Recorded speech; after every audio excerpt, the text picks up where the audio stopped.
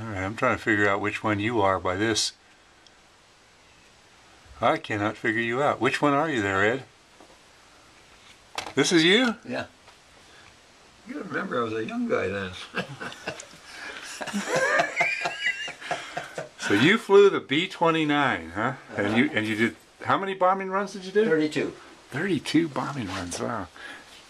Sit down, man. I want to interview you a little bit here. All right, old man, tell me about your war experiences. You have a computer at home, I know. Uh-huh. And you get on the internet and you punch up stories of service. Ed Vincent. All right. And you'll get a story that was made about mine. You can get other guys too, because there's a group of young people in San Jose called Digital Clubhouse who took it upon themselves to preserve stories of World War II veterans, and they picked me for one of the stories, and so they interviewed me, took pictures and all that stuff, and then they put it on the internet. Wow. It's only like 7 minutes long, but it tells us about what went on. Wow. So tell me about your missions. You say you flew 31 missions, 32 over Japan. And you bombed Japan. Yeah. And this was all how much before the atomic bomb and the Enola Gay? From January 45, the first atomic bomb was dropped August 9, the second one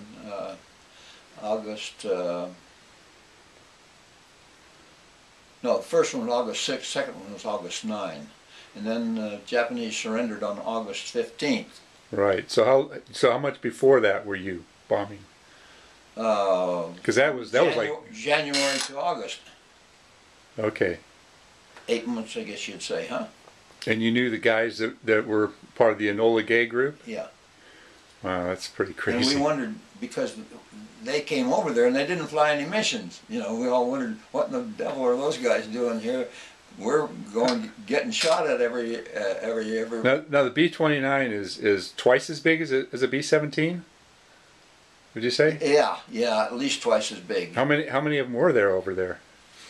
The most missions, the highest number of B-29s over Japan was at one time 800. Oh my gosh.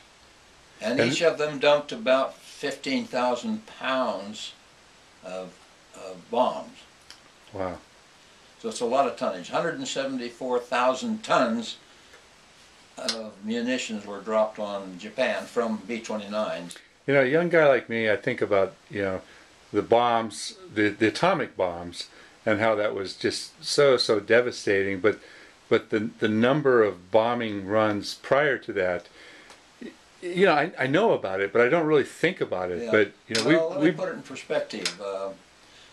Hiroshima suffered a casualty loss of about 70,000 people. That one bomb devastated a big chunk of the city.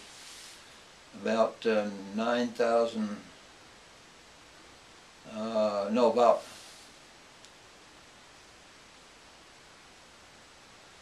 I've forgotten how many square miles. One raid on Tokyo that we flew long before any H-bomb had 240,000 casualties, 90,000 of them dead. Oh my God. Died later. So one mission preceding the atomic bomb did more damage than the atomic bomb did. Japan was, so here's something people don't know, most people, and it's probably a good thing they don't. Japan had decided to surrender before the bomb was dropped. I heard that. Now, they hadn't settled in their own mind whether they're willing to concede the loss of the war and demand a condition to the surrender, or whether there's going to be an unconditional surrender. They were arguing among themselves at the time the bomb was dropped, okay? Oh, man. But they hadn't announced it to the rest of the world yet, because they were still arguing about what kind of a defeat they wanted. Now, we lucked out because we accepted, they finally decided unconditional surrender. We accepted the non-conditional surrender with a proviso that we wanted to keep what condition they wanted was to keep the emperor on the throne. And we said, we want the emperor on the throne, because if we're going to be an occupying force, you want to be an occupying force where there is some form of government you can control and manage a lot better if there's an organization already there. What do you want to know? Man, and you got shot at a lot of times. Yeah, oh yeah. Yeah, but you never went down? Never went down. 32 missions, and every time you flew, you were flying over water. Yes, except for the last, well, when we got to the landfall, then we put on the flak jacket, we put on the oxygen mask, and we put on the goggles and all that stuff, and the Mae West. But flying from the island to Japan, you didn't need all that stuff because we're in a pressurized, warm airplane. How many people were on your plane? There's 11 people on the crew. 11 people on the crew. Yeah. And you had how many gunners? 4 gunners. 4 gunners and tail gunner. I'll show you where they are. All right. The tail gunner sits in this. See this window up here? All right. And his guns are out that way. Here's a turret with 250 calibers. Here's a turret with 250 calibers. Here's a turret with 250 calibers. Here's a turret with 450 calibers. Wow. And here's a gunner. He has a gun sight in the middle of that bubble. All right. There's another gun sight up here, and he has in that bubble, and there's a bubble like this one on the other side. And then 1, 2, 3, 4 gunners. The bombardier up here has a gun sight too. So he's a bombardier, but he's also a gunner. Wow. So when you're flying, did you often have the small planes come at you that you were shooting them down? Yeah. I mean, every mission? Did you have planes coming at you? No, not every mission did we get fighter attacks.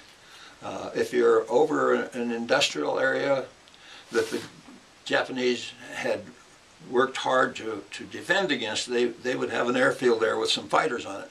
But there were some targets, some bombing missions we went on, were in targets that weren't that important to them, I guess. So we wouldn't maybe have any fighter attacks. And there was a few that didn't even have any flak attacks, but most did. Most you got either flak or fighters.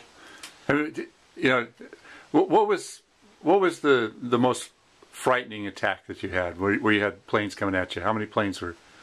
Oh, we went on some missions where we probably had attacks by fighters of maybe a dozen. A dozen? And when you're out there, how many other of these planes were flying with you in formation? Give me a picture of what a mission is like. Okay, you went to briefing after you got up in the morning, and you had breakfast, and then you went to briefing. Let's say it's going to be a night mission, and when I say a night mission, that means you're going to drop at night.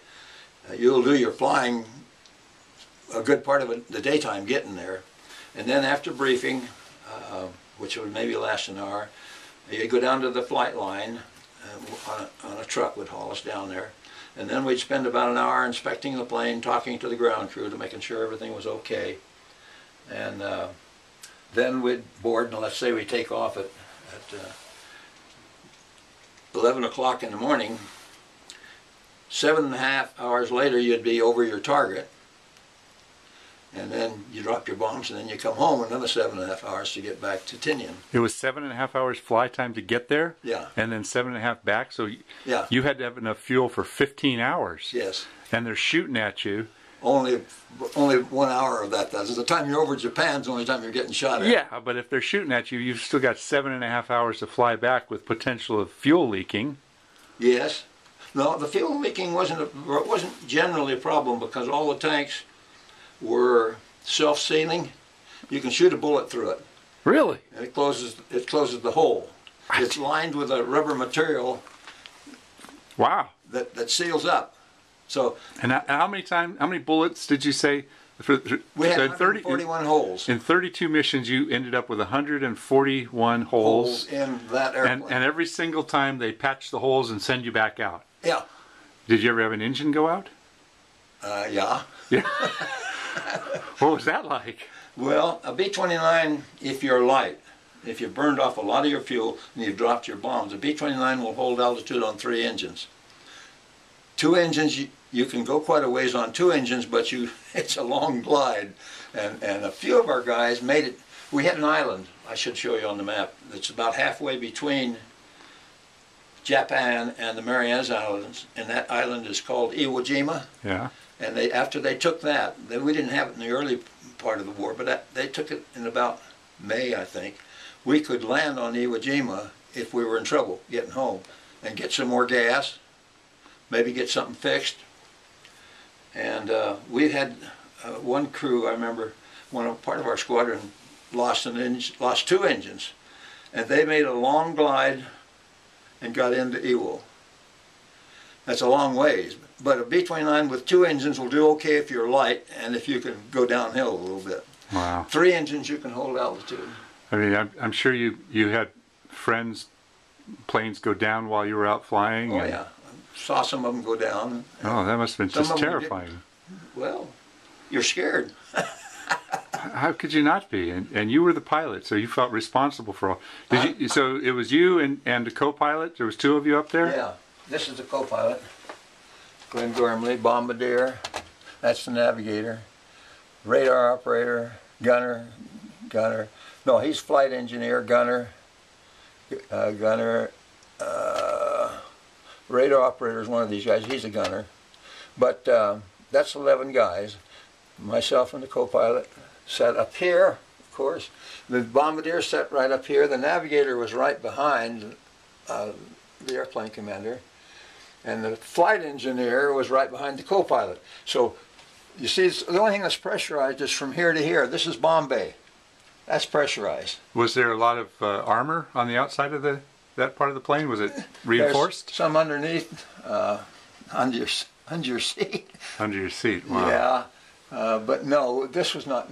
All a bullet had to do here was go through, what, maybe a 16th thick aluminum and a little padding material. And then this is pressurized from here to about here in the gunner compartment. See, the Bombays aren't pressurized. And then there's a tube runs back here that pressurized for the tail gunner. Wow. So as you're flying along and you've got all these Japanese fighter planes coming at you, it's like all of a sudden you've got to get into defense mode.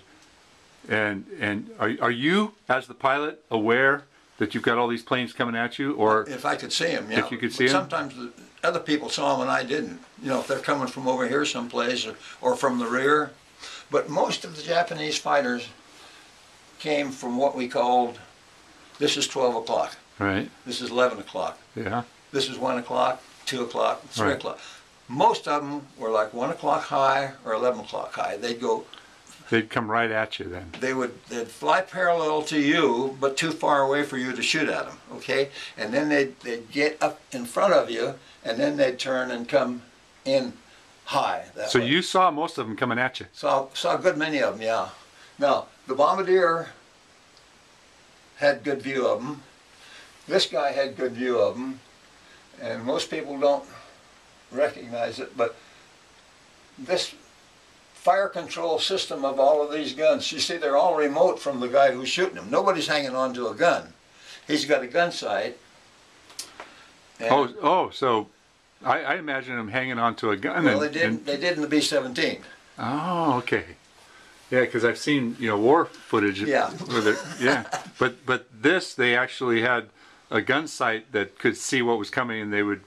They had to train the gun sight on the target. And there was a reticle that they could change the size of by turning a knob.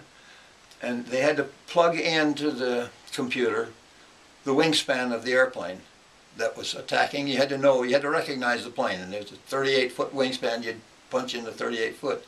And then keep this reticle sized to encompass wingtip to wingtip. And of course that's an input of what's the distance, isn't it? If you got how big it is and you're keeping it on it, keeping that reticle right on it, and then your motion, whatever that was, that's an input to the computer, how much to lead it. Wow. So they actually had a sort of a computer. Oh no, not a sort of. It was a genuine, full-fledged computer system. The other thing that could happen, any one of the gunners could take control of all of the guns. It's hard to imagine 1945, any kind of computer system. Well, the other thing, long before 45, was an Norden bomb sight. That's a computer. Albeit it's a mechanical computer, but it is a full-fledged computer. This was an electronic, of course. But this gunner up here could say, he was the fire control guy. He was the guy that said, he had the switches. He could switch the guns to this guy, to this guy, to this guy, to the tail gunner. Well, we couldn't always shoot all 12 guns, because if he's coming from high, these two gun turrets can't be used, okay? Okay. This one and this one. Right. But this one up here and this one can be. If somebody's coming in from the rear, this guy wants control of all of the guns except, well, if he's on level, he'd want control of all the guns. All right, here's another question for you. Of all the B-29s that went out, what percentage of them didn't make it back? Of the bomb group, probably about 20%. So 1 in 5. Those were your odds. Yeah. But in all cases, if we lost a plane and a crew, a replacement crew would take the place in that squadron. Yeah, but I mean, you still were thinking every time you went out, it was like a roll of the dice, a 1 in 5 chance that you wouldn't come back. Yeah. And to do that 32 times. Yeah, but you're young and you're invincible and you don't think about all that stuff. You're not smart enough to figure all that out. I guess if they had older guys, then they would refuse to fly. Yeah, they would. That's insane. Well, what's this image up here? This pirate on the Flack Alley. What's the name of your plane? This one right here, Flack Alley Sally. Flack Alley Sally? That's supposed to be. No, that looks like a pirate.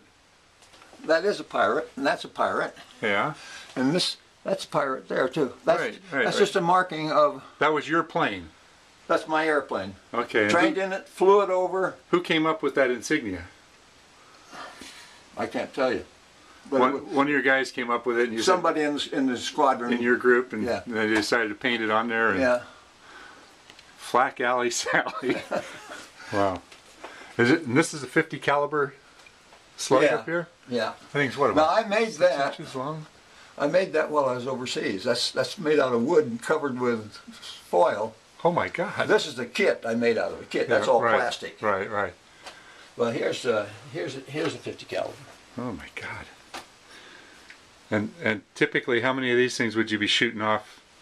We carried 10,000 rounds on a mission. And how many would you take back with you? Depends on how many fighter attacks we had. I don't think anybody ever. Yeah, we did use all of the ammunition out of one or the other of the turrets on some of the missions, but never all 110,000 rounds. Good God. Now that's 20 millimeter. Was that something you were shooting off the plane? Well, too? we had 20 millimeter in the tail, but it proved to be pretty ineffective, so they took it out and put the 250s in. Wow, that's a big yeah, that's. What's this one from? That's a Japanese. I think that's about a 40 millimeter, approximately 40 millimeter. No, that's just something I found and wow. But didn't have much to do, so I engraved in the missions. Oh. That's pretty neat. Boy, is that a 6.5 Japanese sniper? This is a Japanese 31 caliber. 31 caliber. Their philosophy was American stuff was 30 caliber, and they could shoot American ammunition in this gun. It was loose in the chamber by 10,000ths. So they could steal our ammunition and keep going. We couldn't use theirs because it wouldn't go in the chamber because it's bigger than ours. Wow, that's interesting. Isn't that? That's interesting. Was that their pretty standard rifle there? Yeah, I think it was the infantry. So 31 caliber. I think that's a 6.5 millimeter. They'd have to figure it out. Yeah. I've got some of that ammunition, and I've shot that gun several times. It is a pretty good gun. Wow. Even though it's kind of crude looking, it is actually pretty good. Yeah. That's a Japanese sword. I relieved that from their inventory. Oh my God. So you never landed in Japan then? I did. You did land in Japan? Why? After the war, sit down. The Army Air Corps, that was known at that time, decided to do some grandstanding for their own political purposes and they tried to run a flight non-stop, non-refueled from Japan to Washington, D.C. And I got picked to be one of 3 pilots on a crew that flew one of 4 planes non-stop. Now, it isn't what it sounds like it is, because there was a lot of things had to be right for that to happen. It wasn't a standard airplane, had no guns on it, had no armament on it at all. That was all taken to get rid of some weight. The Bombays were full of gas Bombay tanks, which are probably 8 feet long. Extra fuel, you mean? Yeah. And they were pressure filled on a cold day, so you can swell them up and get a lot more gas in them. Over the top of the Bombay tanks then were C-47 tanks, which are in cross-section about this and about 8 foot long, and they were all manifolded with hose into the fuel system. The radar room in the back was from floor to ceiling with C-47 tanks. They were all manifolded into the fuel system.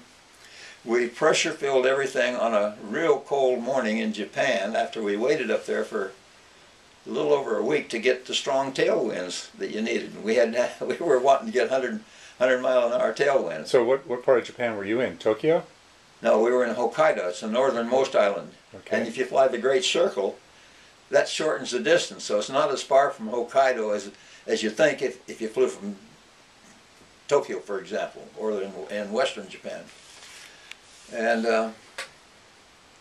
they were brand new airplanes, polished and waxed, pressure filled, not a full crew. We only had 3 pilots, 2 navigators, and 2 flight engineers. And it was a 27.5-hour. And what was the purpose of this? Just to say they could do it? They had, the press articles were already written before we took off. And they, of course, said nothing about all these unusual circumstances that were necessary to do it. The headlines, 4 B-29s fly nonstop, Japan to Washington, D.C. Whoop-de-doo, that really sounds good. And the purpose of it was to go to the Congress and say, future wars are going to be fought with airplanes. Give your money to the Air Force. Don't give it to the Navy and the Army and those guys. But the future wars are going to be in the air, so give us the money. See what we can do? We can fly nonstop from Japan to Washington, D.C. Now, you couldn't in a practical way. It was totally phony, but none of that was said in the article. I got the articles in the paper. It just said they did it, you know. That's incredible. That's incredible. So, of the missions that you flew, you know, you say there were times where you had 10 or 12 planes at you at the same time? No. Usually they were one at a time. One at a time. Yeah. So you know, I mean, all I can equate it to is the movies. You know, I see the movies where you see a plane going and there's 10 or 20. You know. No, that usually didn't happen. You might have at most 2 coming at you at the same time. Were they kamikaze types of planes that would try to hit you? We did, in the latter part of the war, there were a few cases where they were trying to ram a B-29. Wow. With their fighter. And they were successful in a few cases, but I know one guy who he ducked just in time, and they sheared off the whole rudder, that whole thing that sticks up above the fuselage. Right. He just got sheared off. He got back home though. Without a rudder. Wow. You can still fly it with ailerons. Oh my God. You've flown a little bit, haven't you? Oh, just little planes with my brother, you know. Yeah, but you know when you go into turn, you use some rudder and some aileron. But if you don't have a rudder, you can still sloppily turn with just using the aileron. Right. So he got back. But they were crazy. One time, I remember on one mission we were on formation. A lot of the missions we didn't fly formation, but some of them we did. And that's 12 planes. Each of them got 12 50 caliber machine guns on them. That's 144 guns. Can't all at the same time. If he's coming in from the front, you can get quite a few. But if he's coming in from the tail, you wouldn't get that many guns to be able to train on a fighter. One guy, one Japanese fighter pilot, went across in front of this formation doing barrel rolls. He's just showing off. He wasn't trying to shoot us even. He was just going across doing barrel rolls. Wow. And he got by with it. He didn't get shot down. That's because everybody was laughing. No. They were shooting at him, but they couldn't hit him. Wow. It was going by too fast. They couldn't track it. So where were most of your bombing runs targeted at? Tokyo? No. I didn't have room to put all the missions on here, but I'll read some of them. I got to get my glasses now. No, it's just kind of curious. You don't have to be real accurate here. I was just kind of listen to the towns. Tokyo, Nagoya, Osaka, Nagoya, Iwata, Kure, Nagoya, Kawasaki, Kanoya, Inabari, Techikawa, Yawata, Ibusuchi, Nagoya, Oklahoma, Osaka, Kobe. And what were you targeting mostly? Like ammunition plants or aircraft factories? I mean, you didn't just go in and bomb cities. You would go in and bomb military targets. That's what we want everybody to believe. But some of the incendiary raids, Blair, were burning up cities.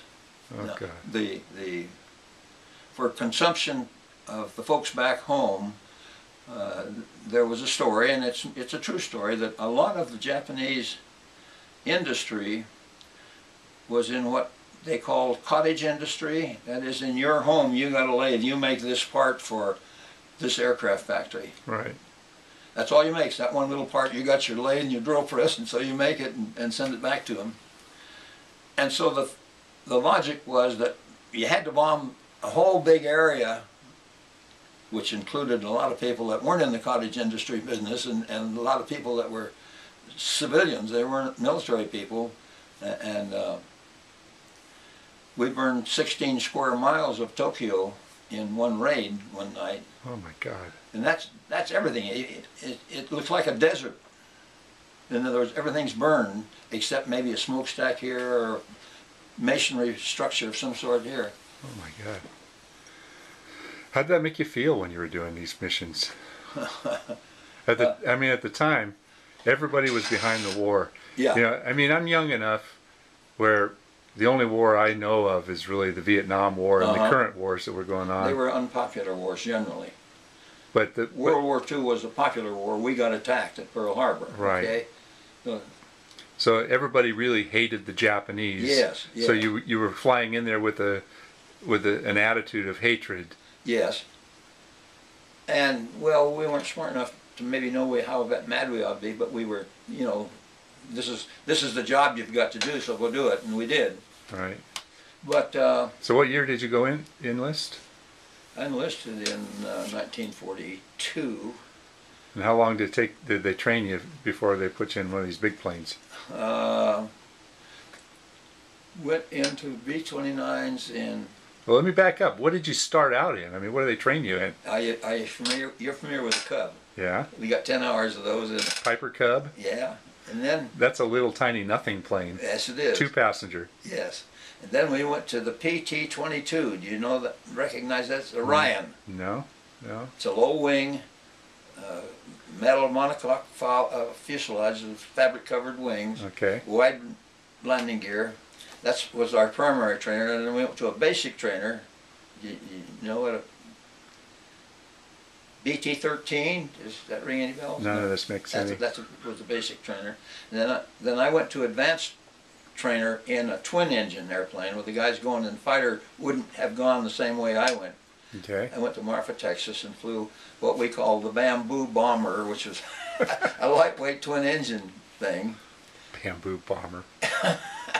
And then I went to B-17 training. I got about 300 hours in it. Oh, so you flew the B-17. And then I tell my B-17 pilot friends. So everybody that flies the B-29 has got to be checked out in something like a B-17. B-17s on the way to flying B-29. So what was the step to get to the B-17? What was the size of the plane before the B-17? Well, the Kinner was a 5-cylinder radial engine, would cruise at about 90 miles an hour. And that was right before the B-17? No, that's primary trainer. Okay. And then the basic trainer was an inline, no, it was a radial too, but a heavier plane and a lot more instrumentation than the primary trainer. Primary trainer was not much above the Cub you're talking about. You know what they are. Right. And then the advanced trainer, the twin engine, was a little more instrumentation. We had to learn how to fly on instruments and some of those things that you didn't have to do on the other ones. And then you went to the B-17, which is another step up. It's a much bigger airplane, much heavier. That must have scared the hell out of you when you flew that thing for the first time. No, I don't think. I mean, were you ready? Yeah, I was ready. You were just so psyched to get in that big plane? I liked it. I'll bet. But, to the step up from, a smaller plane to a big plane like that. Well, you got to remember, you had a proficient instructor, right, starting you out, and you learned to land it and take it off, and some of the safety features and procedures that you needed to follow. And all your training before that, I mean, you had to parachute and you had to... We had parachutes even from primary training, because if you had trouble, you wanted to be able to bail out. How many jumps did you have? I never made a jump. You've never made a jump? No. Only jumps I've ever made was simulated jumps. We, without parachute, jumped out of a platform that was 13 feet off the ground, and that's supposed to simulate the velocity that you hit the earth with. So a pilot of a B-29 doesn't even have the opportunity.